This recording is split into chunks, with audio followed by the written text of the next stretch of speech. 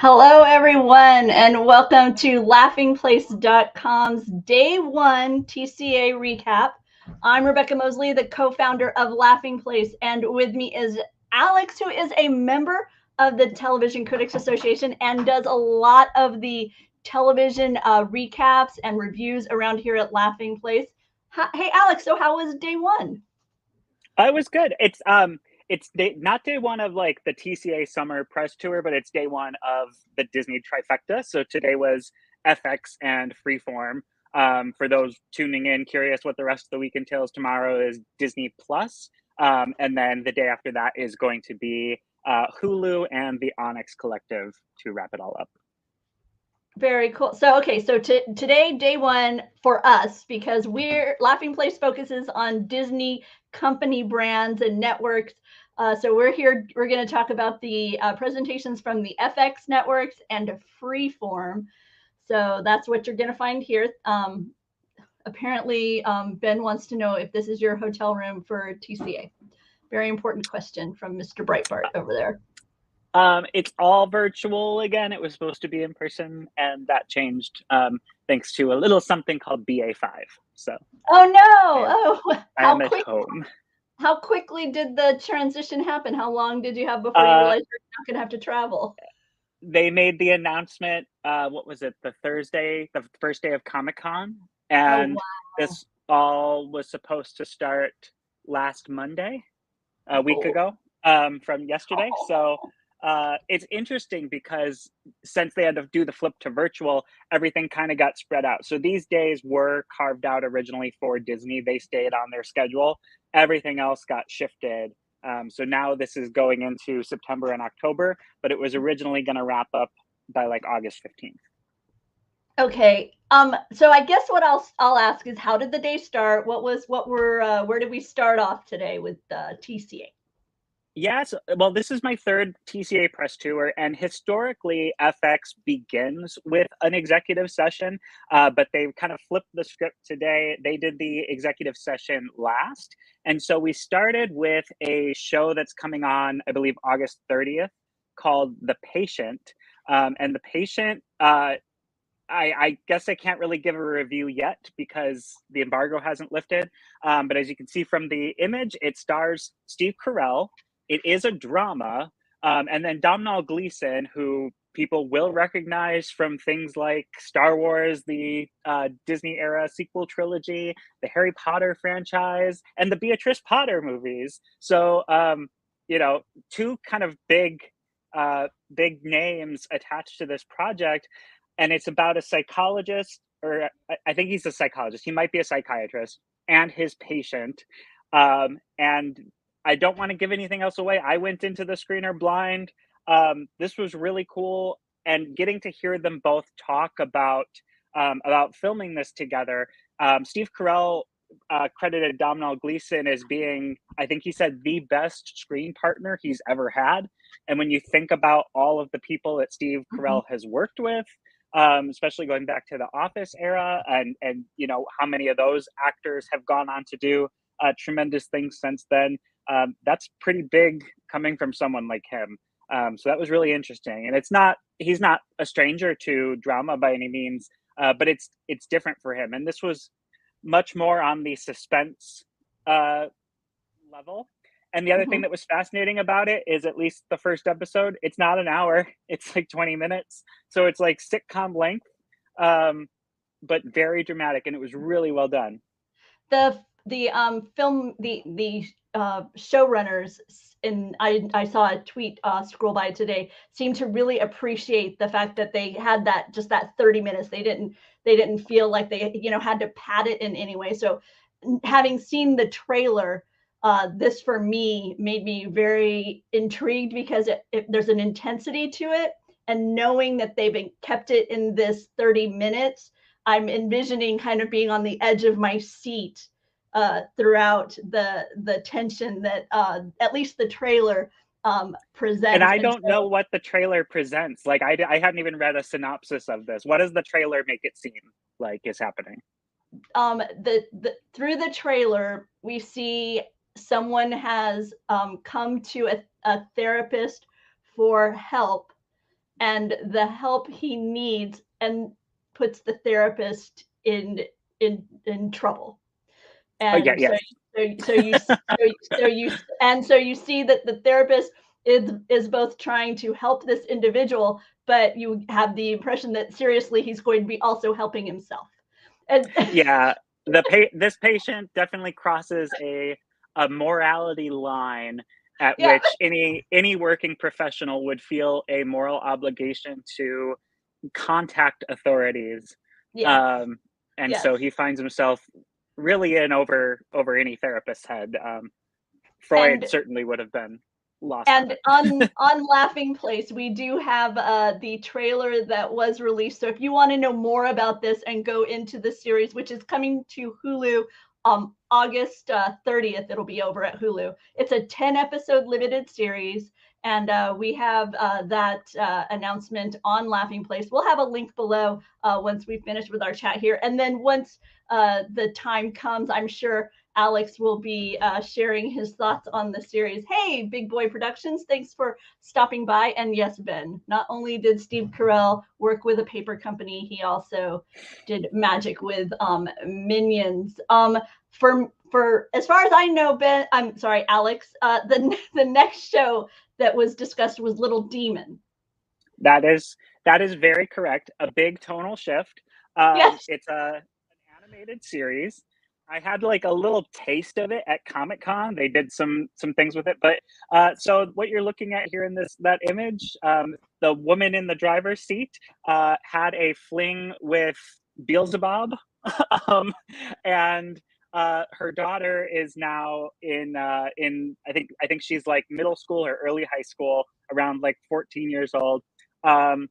And has no clue. She was misled into believing that her father just, wasn't in the picture all her life. But first blood happens. And it's a bit of a joke. It happens in two ways. Yes, she has the change, and she also accidentally murders two bullies.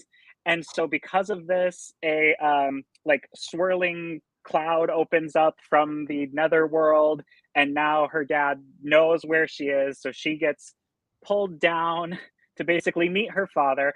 One of the fun things about this is she is voiced by Danny DeVito's daughter. Danny DeVito voices Satan, and then Jake DeVito, her brother, his son, is an executive producer on the series too. So it's a bit of a family affair. And then the mom is voiced by Audrey Piazza. Plaza.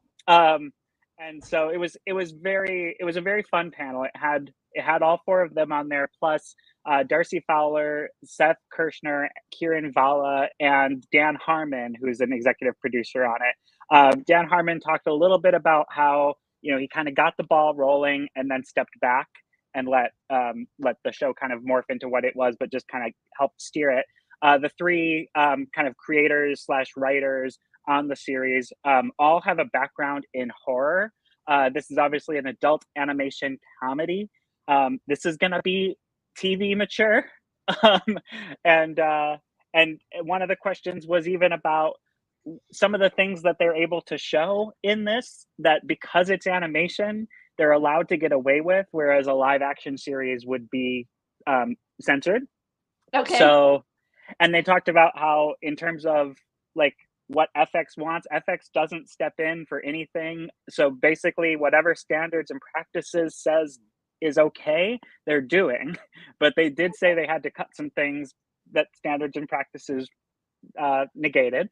And yeah, it's wild. It's out there. It's really funny. Obviously, when you've got Danny DeVito, Audrey Plaza, and Lucy DeVito, who's done quite a bit of TV work, not only in voice acting work, but Freeform fans might remember her from Melissa and Joey.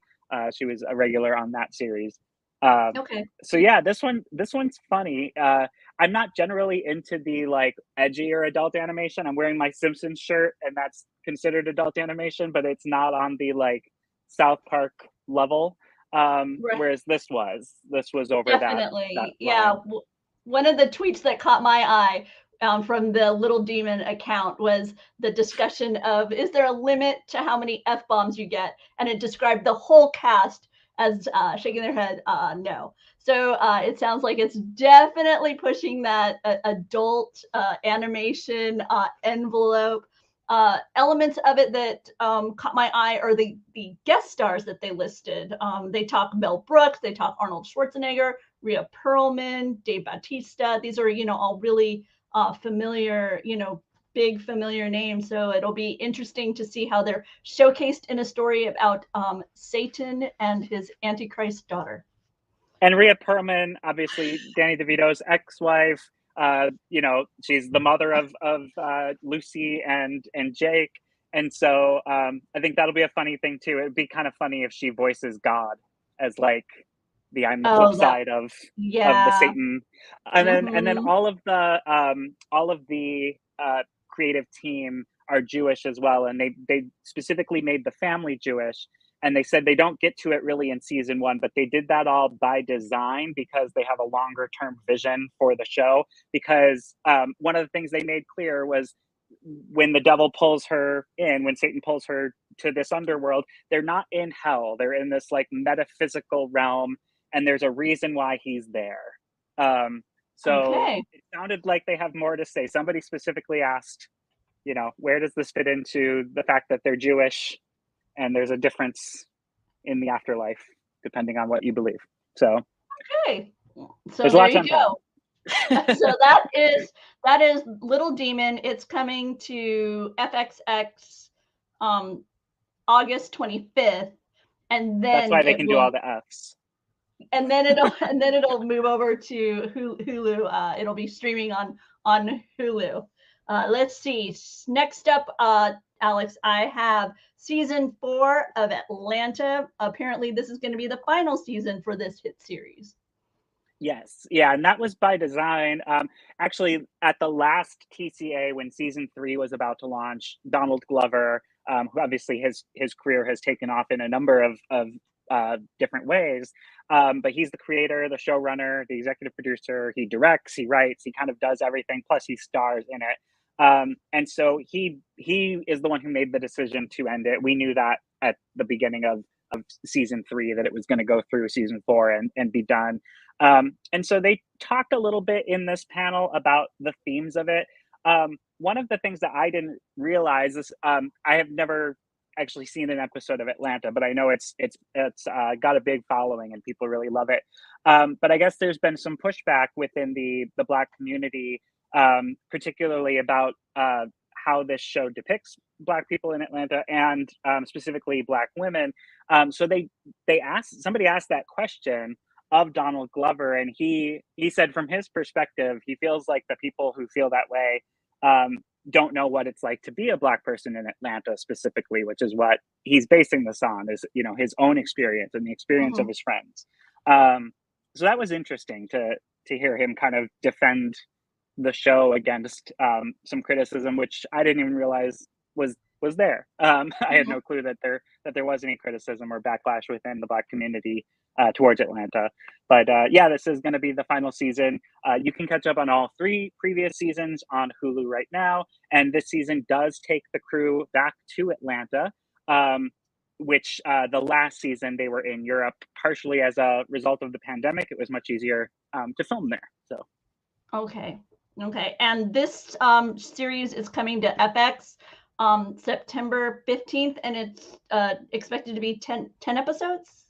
It's 10 episodes. On the 15th, they're going to do the first 2 episodes, which is a pretty standard FX thing now, is a 2-episode premiere and then one a week after that. And then just like all FX shows, actually, they will stream the next day on Hulu. So if you miss them in their broadcast premiere, you don't have to wait very long to be able to stream it.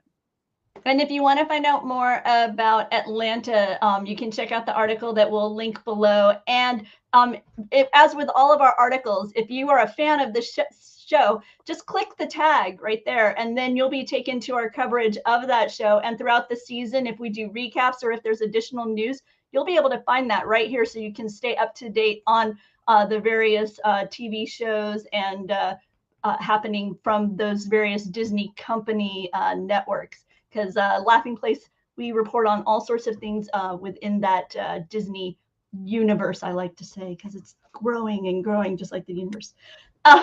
Let's see. Another FX series, Reservation Dogs. Yep, and this still has a 100% fresh rating on Rotten Tomatoes. Last season, it was one of the most critically acclaimed new shows, and this one, the review embargo is already lifted. You can read my review on Laughing Place, and I loved it then. I love it even more now. I think it's just continued to get better. And in this panel, the Sterling Harjo, who's a co-creator on the show along with Taika Waititi, he was the only creative behind-the-scenes person there, but he's also the showrunner, the executive producer. He writes and he serves as a director. And then we had the 4 main cast members on the panel. And one of the things I thought was interesting was obviously the show is about kids on a reservation in Oklahoma, and as much as possible, the cast, the crew, the creative team are all Indigenous people. And so it was interesting to hear, now that they have a season under their belt, how their lives have changed beyond the show. One of the cast members in particular, Devery Jacobs, who plays Elora, she has a lot of other projects going. So she's pretty busy. She was the only one who was not able to be with the other 3 who were in a studio together doing their interviews. And then she was on her own separate camera as a result of being very in demand as an actress. The rest of them, though, we're talking about Paulina Alexis, for example, who's she plays my favorite of the crew, Willie Jack. But she still lives on the reservation with her family. So like, it was interesting, like her life hasn't changed all that much. Some of their lives have changed a lot.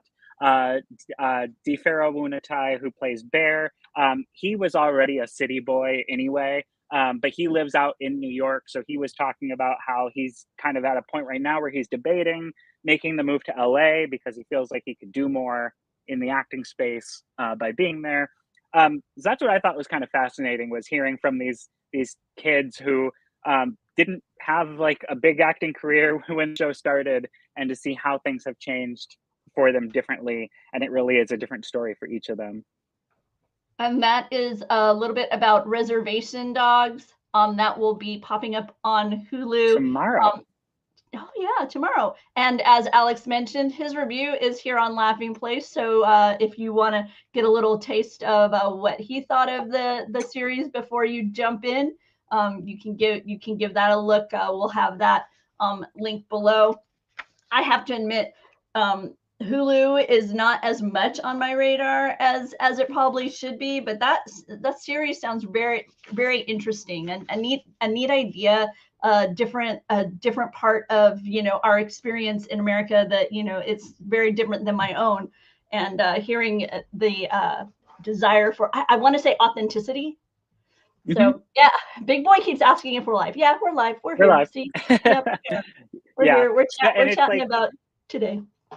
It's specific authenticity, it's like, I feel like when I was like, the content that was being created then, it would be like, it's generically an Asian American character, and now it's like, no, it's specifically a Filipino American. They'll get even more granular with it, which is cool. And to think about the dynamics of how their own life changing will impact the series in a way too. So that's got to be a fascinating dichotomy for them to kind of in some ways still be rooted in that life, but yet now okay, you've got me, you've got my wheels turning a bit more about the series. I guess that's another one. It'll be 2 new episodes tomorrow, and then an episode a week every Wednesday until they run out through the 10 episode season. That's kind of the numbers game with FX these days. And next up, as far as FX, is this when we have our executive session? Yeah, John Landgraf, the FX chairman, did his 30-minute Q&A. One of the things that was a little bit interesting this time around is he's kind of now in an even higher leadership level.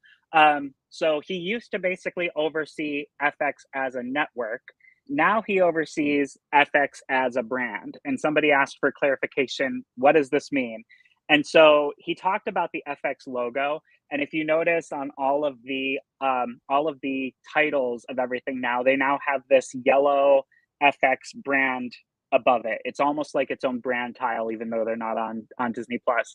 So he talked about that, and that's basically the difference. Is now he is in charge of FX as the brand. He likened it to HBO. That you kind of, if you think about HBO originals, like there's a fairly clear idea of the type of content they make that comes to mind. Mhm. And he said that's the goal with FX. It's of a certain quality. You know you're getting something good, but it's still, they're telling all kinds of stories, so it's not boxed in too much. So he kind of talked about that a little bit, and so basically he's now more into what are we making, and it's other people's jobs to determine, does this go on FX, does this go to Hulu, but it comes from FX as a brand. So no matter where you're watching, you'll see that yellow FX to kind of call out and let you know this is a quality production. I should check this out. Well, okay, so let me put you on the spot a little bit. Since you do a lot of our recaps and you're on Laughing Place, if someone were to ask you kind of what is it, in thinking about those Disney networks, what is it that would be FX, the brand FX? I know quality and those, kind of generic words, but as far as like just content, is there a specific kind of genre or feel that you would to you as like FX or? Not a genre. Their word is fearless. Like leading into that labyrinth maze at Comic-Con, they had that etched out in topiary letters. But I would say FX projects have an edge to them. I can't think of anything FX has done, whether it's in the comedy space, the drama space, the horror space, that doesn't feel edgy in some way. Mhm. Or even I would say boundary pushing. I know that's two words with a hyphen, but I would say they're always kind of pushing the boundaries. Probably the FX show that I've been tuning into the longest and the most consistently is It's Always Sunny in Philadelphia. And it's a really funny show, and that's one of those ones where, it starts off pretty edgy, and as it keeps going, like there's really nothing under the sun that they won't tackle as a topic. And one of my favorite episodes, it's a musical episode. It deals with racism, and it does that in a body swap format where they suddenly wake up as Black people one day, and what you're seeing is them in their own skin, but then they'll like cut away and you'll see them from the outside. And so there's this song about like, what are the rules to being Black, like as they're walking down the streets of Wow. Philadelphia, and that was before, like, that was probably like 2017, 2018. So it was Right. before, we were all talking about it. They were kind of touching on those things in a very poignant way. And they do the same thing. Dee is the only woman named character on the Mhm. show, and they'll deal with women's issues in a very poignant way. For example, and this was again before anything was being talked about with bathrooms and who can use which one, the guys didn't know that they had a girls' bathroom in the bar that they run. Um, and it was the kind of thing where it was like 10 times nicer than the men's room. And so then they swapped because they didn't want to clean the men's room. So they like moved the signs on the doors. And it was, just one of those, it's a stupid thing, but a funny thing. And then it is one of those things like, yeah, why is there a difference, in these spaces? Why is there a difference in quality and all those things? I And I've never know seen The Shield, but I've heard I great was gonna things. say, I know for my husband, The Shield, that's a top 5 show of all time. Benji says, a big fan of The Old Man. So I suspect that That is means you've really seen a good. few episodes of The Older Man. Yeah, and I haven't. It's killing me a little bit. I haven't had time to finish The Old Man or Under the Banner of Heaven, but both of those are also spectacular. Old Under the Banner Man, of Heaven was compelling. yeah. Um, uh, and I've seen maybe the first 3 or 4 episodes of that, so I really want to finish it. Oh, Obviously, I know no, how the true story ends, but I yeah, need nope, to get through it. Yeah. I I um, I was gonna say for me, I think when I think FX, I think a lot of like something like that. I think of something where I get pulled into a story and then I find myself going down a rabbit hole and looking into all the other, like in the case of that one, what is the true story and learning about the difference between the way it's represented on, in theatrical, versus the true story. But some of these other situations you're talking about, yeah, because of the way that they push that envelope and they provoke you, you end up kind of diving into rabbit holes. Yes, Yeah, and Alex, that's why I touched on that, part because of the they job. do comedies as well. So I would say the dramas on FX are like that, and what I like about FX dramas is they're often a limited series, so Okay. you can kind of watch it and get all of it. Feud, the story of Betty and Joan, Fosse Verdon, another one of my Yeah. favorites that they did. Um, and even like Impeachment, American Crime Story, told a Hmm. story that we all thought we knew, but from different perspectives, and gave you a different take on it. Oh, Um, that was so interesting. yeah, so I like that. I like it when it's kind of a limited one and done series. Old Hmm. Man, thankfully, they had a bigger story to tell, but they told a story that could be contained in one season if that was all it was meant to be. Thankfully, and John Landgraf gave a little bit of an update on this. The numbers did about the same as American Horror Stories, the anthology series that's only on Hulu, and so that's big. That coming off of an established franchise like American Horror Story, you've got the old man hitting the same streaming numbers on Hulu. Somebody asked specifically about streaming numbers, and this was interesting and insightful, being that he's the head of FX as a brand. He doesn't get to see the numbers, just like all of us. So Hulu is that secretive, and this is true of streamers in general. Like I know Netflix content creators complain we don't actually know based on what Netflix tells us if it's doing well or not. We know it's doing well because we're getting feedback. And so then we know, oh, this is popular because people are Oh, that's contacting us and asking questions. We don't know it's popular because Netflix doesn't tell us. So we have to wait for them to say you're renewed to let us know, oh, we're doing okay. I guess it's kind of the same with Hulu, and it's just interesting to think that Disney owns Hulu and Disney owns FX, and Hulu isn't telling FX like, okay, yeah, this is going gangbusters right away. Get a new one out, you know, like yeah. they kind of have to wait for Hulu to make that decision. Um, but like Hulu did share it, did about as well as American Horror Stories with the old man when they shared with them, we want another season. So it's interesting. And The Bear also is a runaway hit, not only critically acclaimed, but I know it's taken over Twitter with people doing the thank you chef bit. And so yeah, that's another one that they were surprised that it took off as big as it did right out of the gate. But again, that FX brand means something to people. So And if you want to stay on top of all things FX, Laughing Place, once again, there's that tag, right? So it's Laughing Place. And then if you hit any of those articles with that tag of FX, you can just do a nice little scroll and easily find out a little bit more about the programming that is currently there and is on its way. So, and we yeah, also have a hub too, right? We have I, hubs I believe for Yeah, we have hubs for FX and Hulu. So if you wanted to get more granular into, if you're a fan of just one of these things, you could go to the hub, find the show a little faster than scrolling through all FX news by the tags. Um, so. Yeah. as another I'm pro trying to tip pull, for an no, I'm LP trying to insider. pull it. No, you're right. I was trying to pull it up, and my computer is not agreeing with me. Doobie, you're watching. If you could give me a link, that would be. Oh, here we go. So in the pull down right here on the Mhm. top of the page, you see Disney TV movies. There you go. And now you can head on over to FX and find stuff. So ta-da! And we've got all kinds of information on our hubs here for FX. Thank you for reminding me on that, Alex. I'm Yeah, so no used problem. to working with tags that I forget Yeah, no, there are other ways to browse stuff. So there you go. I, I sometimes do too. And then I'm like, wait a minute, if I need to get to this information faster, I can go to the hub. Was there other items that during that executive session that we should be sure to discuss? I mean, that was the really big takeaway for me. The thing that kind of shocked me the most was that FX doesn't get the Hulu streaming numbers. And even Mhm. John Landgraf was saying like Nielsen is starting to get into numbers for streaming, which Nielsen was always guesstimating how many people are watching something. So they're basically doing that now for streaming. So he's starting to get some data from Nielsen. They're not dead. I want to be a Nielsen family. I always wanted to, and now I still want to now that it's on streaming, because I want the stuff I watch to influence what gets picked up and continued.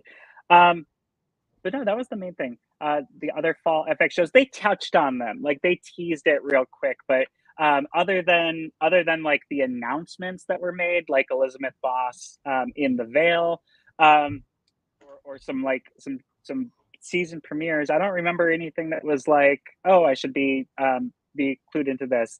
They will be having, though, another TCA session, and they said sometime in October. So again, this press tour got kind of split off in different directions. So this is kind of part one of an FX day, and we'll get part two in a couple months. Cool. So I guess that was the kind of the conclusion of the FX Networks portion of this day at TCA.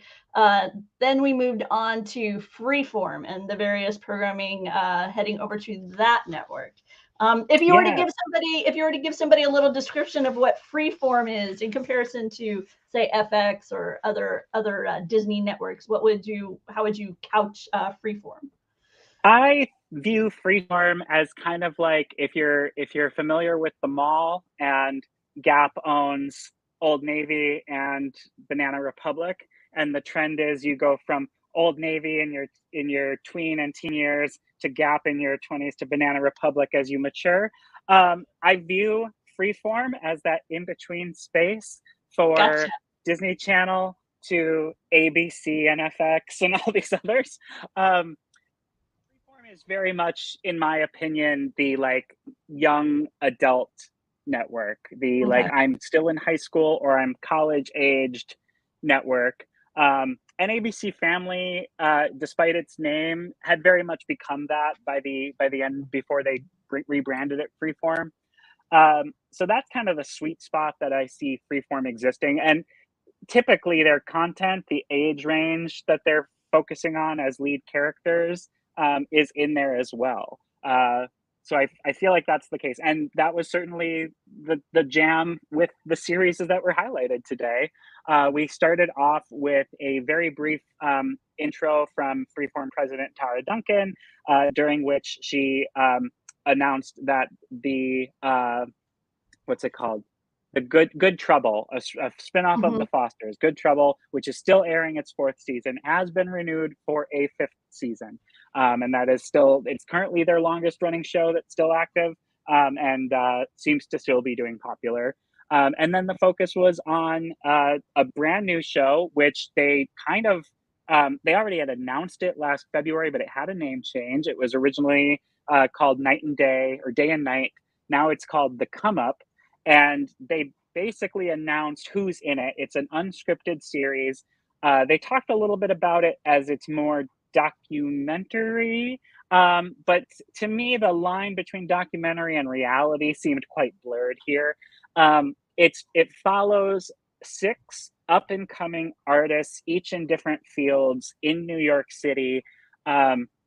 And so like one's a model, one's a photographer, one's a designer, you know, like they're each in a different discipline. When I say artist, they're not all trying to be the next Van Gogh, but they're an artistic community of people. And so basically Freeform assembled them into this group, and this documentary series follows all of them as they try to make a name for themselves in a city as challenging as New York, where if you can make it there, you can make it anywhere. So shortly before this panel, they announced who was going to be in it, and then all 6 of those artists were on the panel, along with the executive producers, the showrunner, the director. I did not get to see a screener of this one, so I can't really gauge the content of it, but they did show kind of a little sizzle reel, or what felt like a trailer.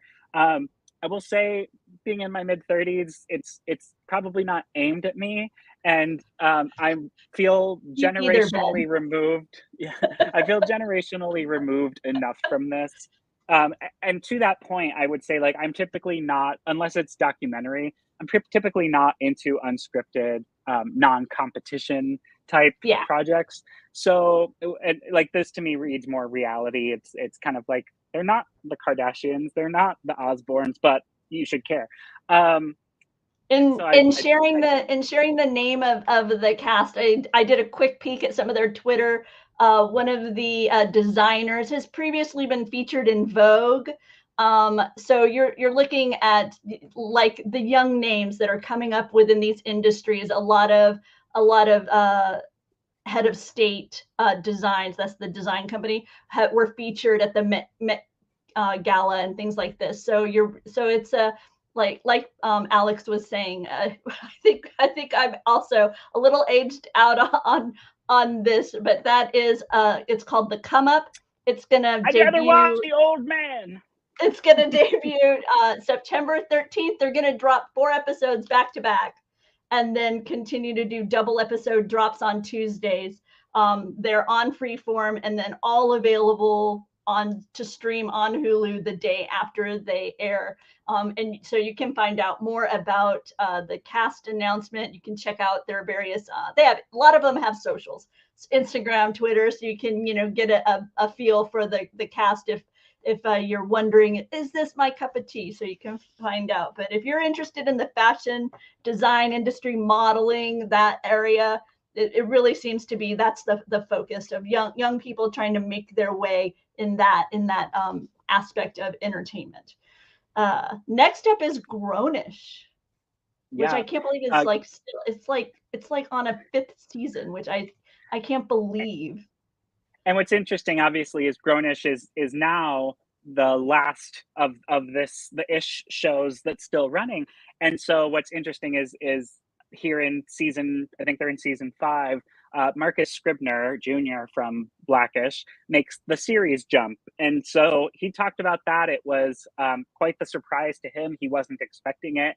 Yara Shahidi talked about how she actually wasn't expecting to continue playing her character when she was written off for college to play Zoe. She thought she would kind of be done and just pop into Blackish every once in a while for a little guest starring spot. But yeah, this was kind of a big surprise for her that it became Grownish. When it was first pitched to her too, somebody asked the question, she herself is a Harvard grad now, so she's done with college, at least her bachelor's or undergrad. And so they asked, like, what is going to happen now that your character is kind of on the out and the brother is coming in? Is this going to swap and be his show? And she said that's not the plan, and that's specifically why they changed the name early on. Originally it was going to be College-ish, and then they realized, well, that limits them, that boxes them into just the college years. So they renamed it Grownish. So this could potentially continue on, because as long as Zoe has growing to do, or is a young person, they can keep doing that. And obviously, as we grow, I know I'm 35. I remember thinking this seemed so old when I was 18, and now being here and being like, oh, I don't feel like it was all that long ago. So I think it's interesting that kind of a title like Grownish, how that can change with the show. Potentially this could run longer than was Blackish 9 seasons? Grownish is I think it was, yeah. Yeah, that they went to 9, so this is on 5. Potentially this could go forever, because you'll always feel like you've got growing to do. Wow, I'm happy because it was a great series, and the actors themselves very entertaining. I find myself, I like watch a series for a while, and then I'll kind of like lose interest in it, and I wait for it to end, and then I catch back up. Like, I did that with Smallville and Arrow and various CW series. I would eventually kind of lose interest, and then once they were finished, then I would go back and fill in all the gaps. Some sick day. Sounds like CW is still having that same issue, but but it's like I think because this age of binging, when I have a show I really enjoy, I'll end up in some ways like back burnering it, so that way I know that come someday when I'm not feeling that hot, I have a show I know I enjoy that I need to catch up on, because it's not like I'm gonna miss out if I'm not there right on time. Let's see. So we've gone through today's TCA presentations from FX. We learned about The Patient, Little Demon, Atlanta, Reservation Dogs. We also learned that they're going to be bringing out a new series with Elizabeth Moss called The Veil. They also let us know that American Horror Stories is returning in the fall. So those were some of the things we learned. American Horror Story. Thank you. Always do that. You got to be real careful. Always do that. It's coming back. There are multiple seasons of American Horror Story, the singular show where each season is one long arc. And then there's American Horror Stories, where like Twilight Zone, each episode is its own contained story. And Benji asks a very important question. Of these FX and Freeform shows, which is Alex's most anticipated? And Ben, I'm going to put you on the hot seat too, and you have to share in the chat what's your most anticipated. Well, he unfortunately didn't get to see the screener for The Patient with me, but The Patient, far and away. I mean, they started off on such a high note for the day, and then after that, it was like, it felt like they should have built up to it, but it was that's to me, I think, my most anticipated new show of the fall thus far. Obviously, this is the first day of the Disney days of TCA, but yeah, I was really enchanted by this one. I had no idea that this was even coming, and so then to see that trailer, yeah, I was. We got 28 days. I for sure know that it is my husband's most anticipated. I, however, being the wimp that I am unsure. So I will I will wait until it drops and then see whether or not the wimp that I am can handle it. Let's see. I mean, Alex. from what I saw tonally, this wasn't crossing my personal threshold, because I'm not a horror guy. I can do suspense. I can do Hitchcock. I don't know if you saw What Lies Beneath, the Harrison Ford, Michelle Pfeiffer psychological thriller from the early aughts. That was right at the border of where what I can do and what goes too far and gives me nightmares forever, and what is acceptable for me. So this didn't cross that line. And like, you know, Doobie, I went to see Cloverfield Lane with. That was a movie that in many, many ways went past my line. And I did not like it as a result. So yeah, this didn't seem like it was going in that direction. Okay. Of the I don't like when someone has to like beg for their life. It should just they should have it and be able to walk away with it. You know, those kinds of scenes bother me. Well, I guess we're wrapping it up here. Let's see. Oh, Benji's asking another thing. You got an Alien series update?